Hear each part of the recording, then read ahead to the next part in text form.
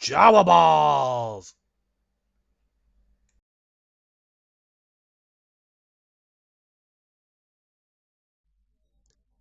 Jawballs! This next step is a quickie, but a goodie. Now you're going to take Devlin Mud. It's the Citadel wash. And you're going to go over all of the armor plates with Devlin Mud. Here's where you should be able... Let me get a different brush. I was using my detail brush for this job. Doesn't quite work as well. Here's where you go over and you kind of get some of those recessed areas to show up. See how now on his leg plate the recessed areas are showing?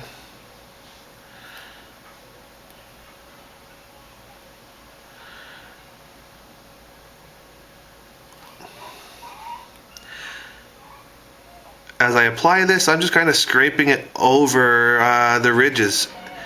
If you do backstrokes as you scrape, you'll suck it back up again. So just do a single stroke across the armor plates.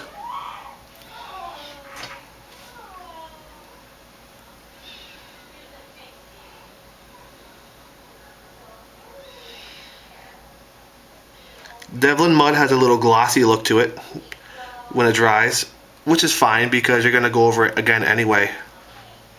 But what it's doing is bringing out the shadows and the depth of the armor. Oh, I thought my wife was bringing the baby to me again. I was going to yell at her. I asked for a couple hours of uninterrupted time so I can make this video today. She's going to kill me.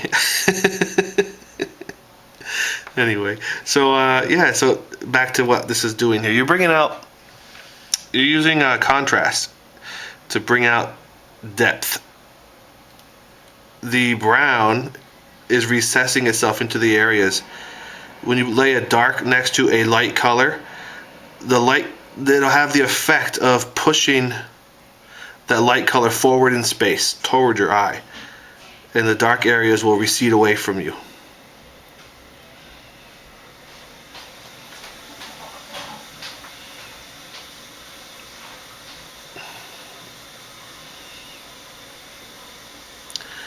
So it's kind of okay to really layer this stuff on thick.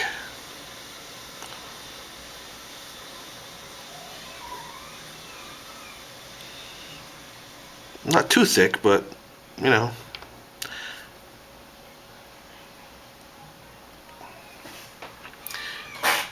So get the armor plates with Devlin Mud, and then go over the other parts, the clothing parts, with Bedazzled Black. This will do the same thing to a lesser degree.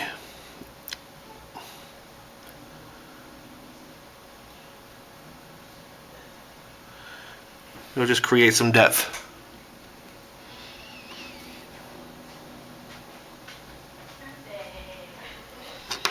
Oops. I would suggest even using a fine brush for this, because I just got some up on his face there. If you happen to get some of the ink where you don't, or the wash where you don't want it, just touch it again with the paintbrush. It works like a straw. It sucks up the excess.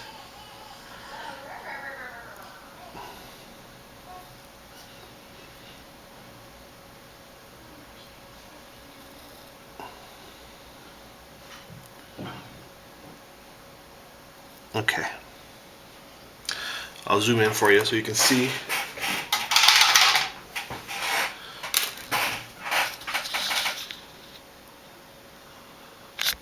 What I've got going on here. Let's see.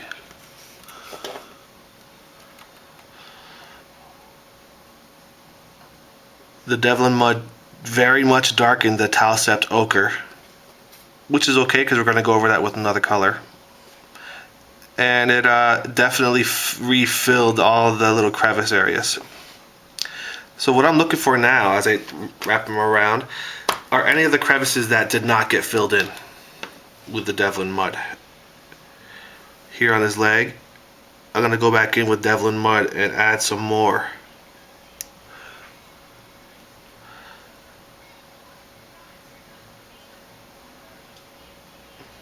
It takes a little bit of practice to get used to knowing how much to add to make it work.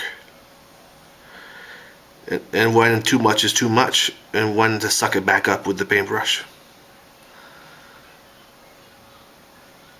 You just want to make sure every crevice is filled.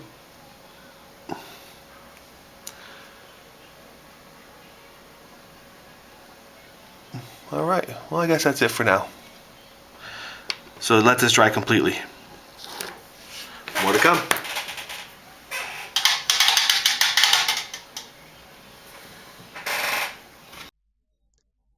Jawballs! Alright, here we are.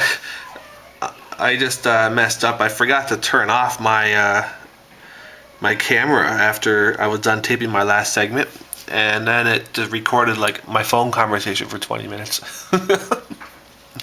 So anyway, this step you're going to use Vomit Brown, and this step is pretty nice because you don't have to use this color. You have a couple of options. I've tried different options with this. Vomit Brown is the GW recommended, but also there's this color. It's a Vallejo game color. What's this? Scrofulous brown, I guess is what it's called. It's a little bit more yellow, a little bit more warm than this color. And the difference being, where's my fire warriors? Here's the two different colors. This guy is done with Vomit Brown. This guy is done with Scrofulous Brown. A little bit warmer. Can we see? Scrofulous, Vomit. So okay, so let me get back to work here. I'm going to use Vomit Brown, but this is where you can do your choice, whatever looks best for you. So with this one, it's very important that you use a very nice 10-0 Reaper Kolinsky detail brush. Keep your water near you. It's okay to paint out of the pot for this step. If you're having a hard time with your paint, put a little bit on a palette and mix just a dab of water in there to kind of thin the paint to break it up a bit. I'm going to try and go straight from the pot though. A little tiny dab. See how little paint I put on there? You probably can't even see it. And I'm going to just start applying the paint. The least amount of paint possible, as always. This is not a race, so you don't have to hurry to get it done.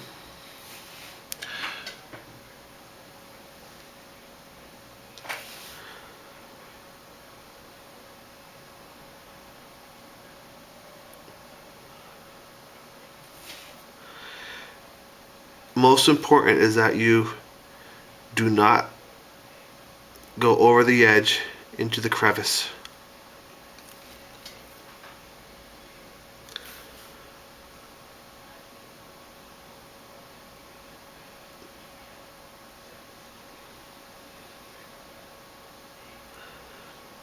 The detail is so small, I almost wish I had a magnifying glass for this. Can you see what I'm doing here? I'm going to zoom in.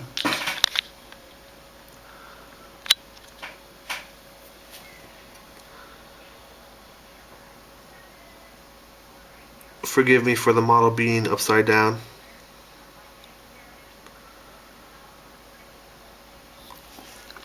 My paint's a little thick. I should be taking a little bit of water and thinning the paint down.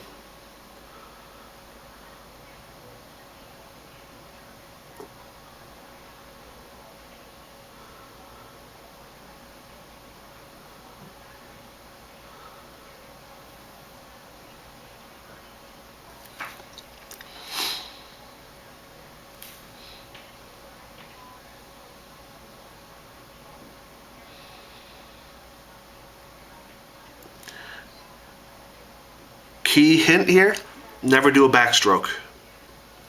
It's okay to repeat the front stroke, but never go back.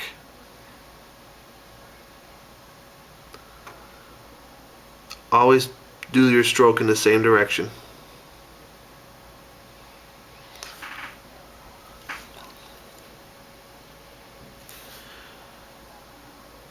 This is a nice opaque color, so it covers the area color, so it covers the shaded part well.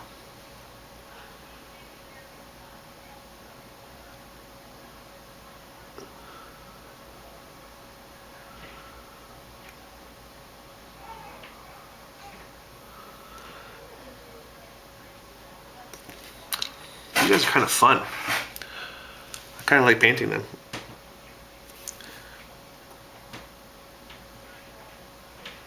Maybe if I do one a month, I will eventually have a towel army.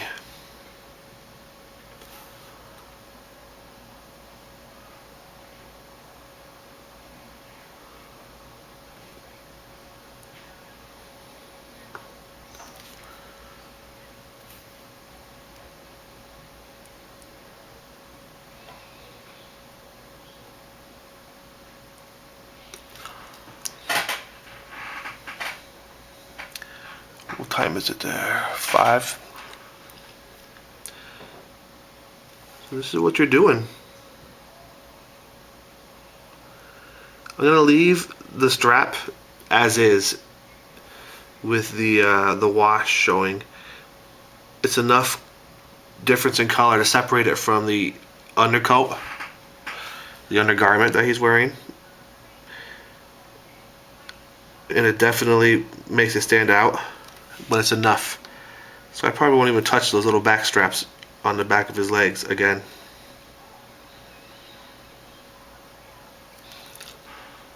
Now if I was getting crazy with this, I would be blending.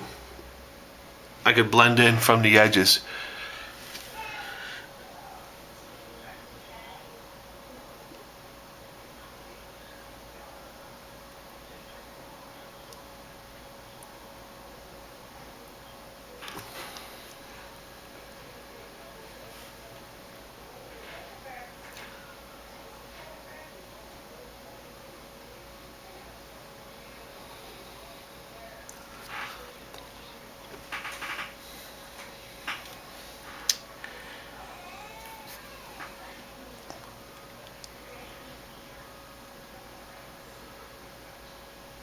But I'm not gonna get crazy with this.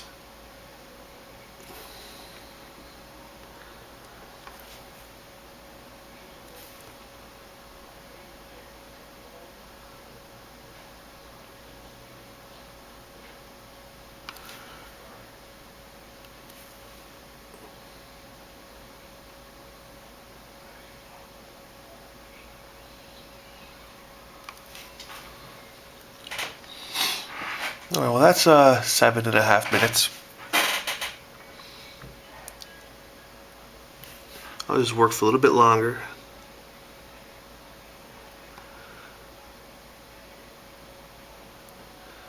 And this is it.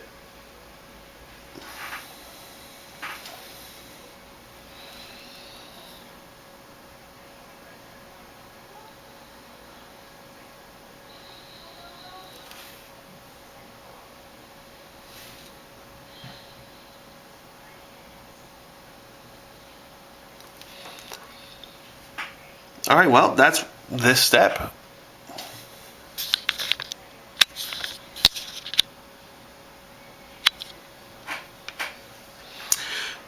I'm going to leave you to go ahead and work on this, and I will complete him with this step and come back. More to come.